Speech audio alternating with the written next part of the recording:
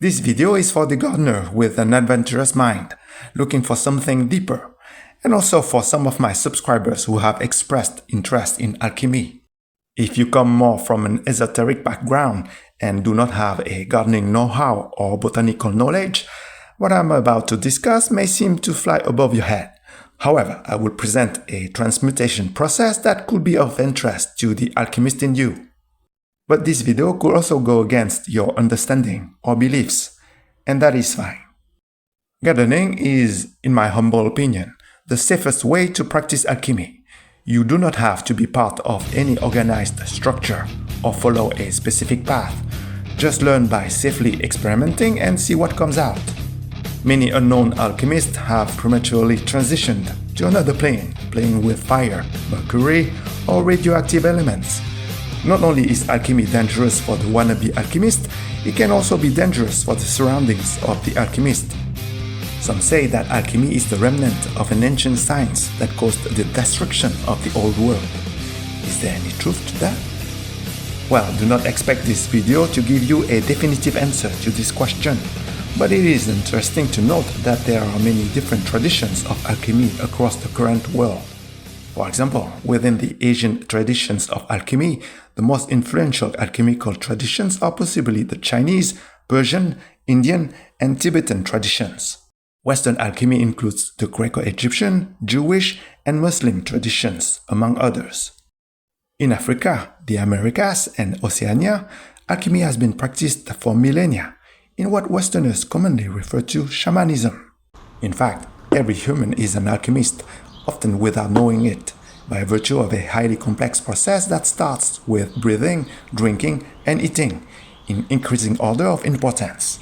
Every human has the capability of transforming non-human elements like oxygen, water, and nutrients into human building blocks like bones, muscles, or neuronal connections. This process is simply an unconscious process that can become more conscious as the human dedicates more attention to his health. Gardeners have a more conscious experience of alchemy, as gardening is more of an external process that can be internalized over time, if that makes sense. But the journey can also start with the desire to improve one's health, which after some exploration can lead to gardening. Generally speaking, gardeners are more conscious and pay more attention to what, how, and when they feed their plants, in terms of compost or fertilizer NPK composition, or in terms of watering and feeding schedule based on the time of the year to achieve specific objectives, like food production, for example. Other parameters are sometimes overlooked, like sunlight exposure. Some more subtle parameters, such as full moon or terrestrial and non-terrestrial storms, are often ignored. Failure after failure, year after year, the gardener perfects his art, until that very moment when the stars are all aligned and the gardener finally succeeds. Just like the alchemist who arrives after countless distillations at the purest chemical composition that only waits for an unsuspected spark to provoke the desired transmutation. Let me illustrate this with a story. Every time I prune my soursop tree, I am left with a bunch of cuttings that I do not want to throw away. After a few attempts, I eventually managed to root some of the soursop cuttings in water. But my grafting attempts were unsuccessful. To be more precise, I wanted to graft soursop cuttings onto my Atemoya seedlings. Soursop and Atemoya trees are two different species of the Annona plant genus. Just like orange and grapefruit trees belong to the same citrus genus. Citrus grafting is relatively easy.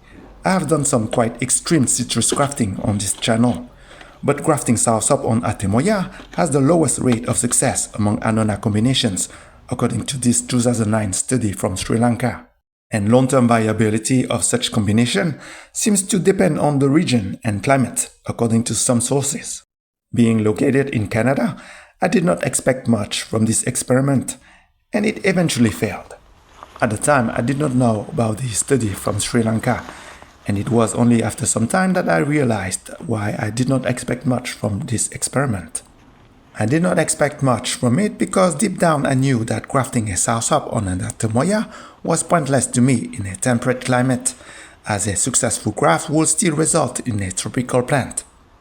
What I wanted was some sort of Atemoya or soursop hybrid tree with a fighting chance against the harsh Canadian climate, where temperatures in winter regularly drop below minus 15 degrees Celsius. But no trees in the Annona genus can withstand such low temperatures.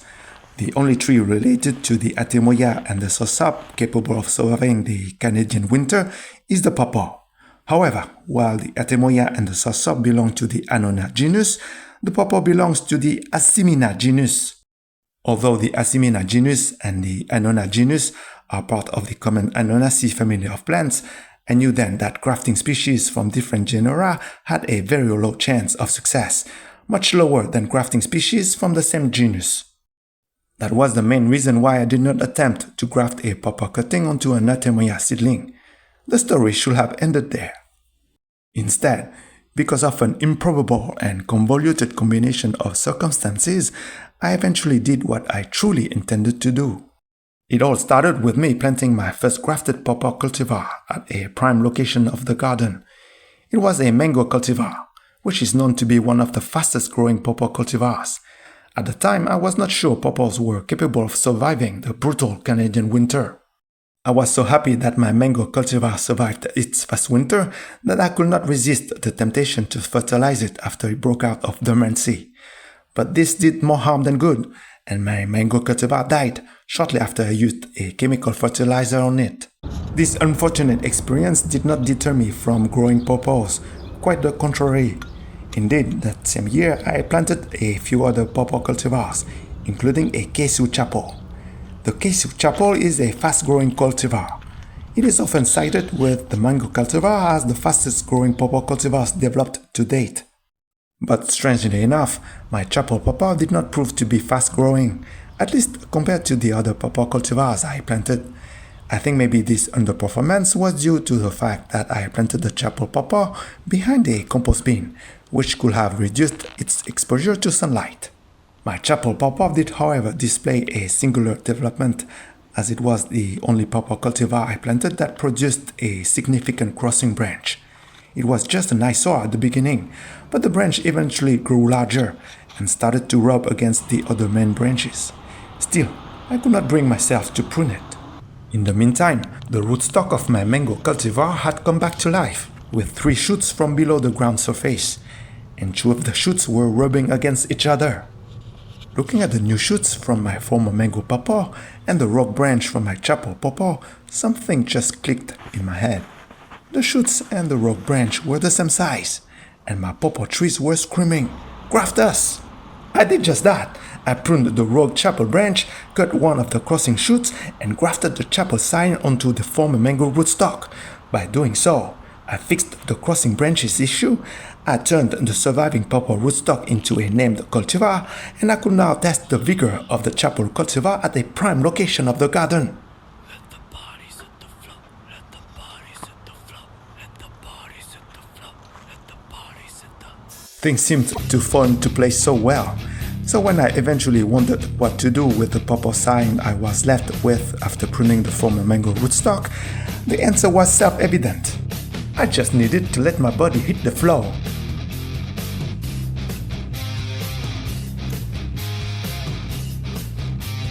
The time was right for me to pursue what I really intended to do when I tried to graft Soursop cuttings onto Atemoya seedlings.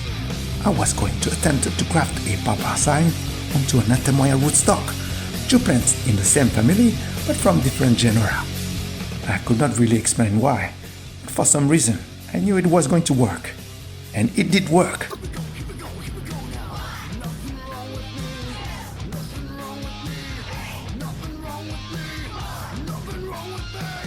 After this success, I did some research, and apparently other people did attempt grafting Asimina genus onto Annona genus, more specifically pawpaw onto cherry moya. Some even had short-term success, but the graft eventually failed.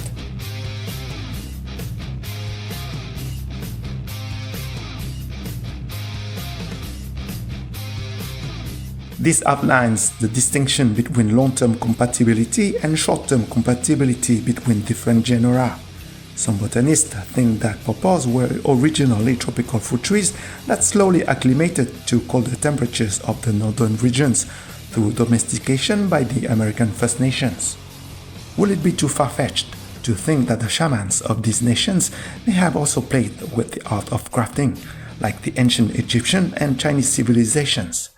So, on the long-term compatibility limitation, I leave you with this question. Which is stronger, the belief or the intention of the alchemist? Thank you for watching. If you like this type of content, or if you would like some updates on this experiment, let me know by liking and subscribing. Also, don't forget to activate notifications.